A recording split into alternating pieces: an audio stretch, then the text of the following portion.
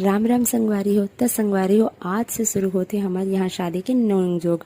और पता है शादी के एक्साइटमेंट के चक्कर में मैं 7 बजे उठ सकती हूँ, आज 5 बजे उठ के ये सब काम करा था। मतलब पानी डोहारत गया मालीपत किसी के बाद नहा धो के मस्त मैं निकलता तो मैं देखता हूँ कि थी लड़का मन आ जा रहे थे और दीदी मन कुछ कुछ शॉपिंग करबो करके ठेला वाला कर काका लेवत रहे थे।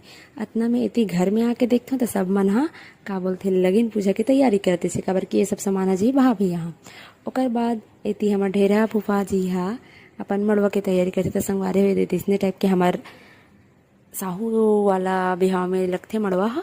ओकर बाद शाम हो जाते तो फिर सब मन तैयारी करे भीड़ जाते साग भात रांधे के।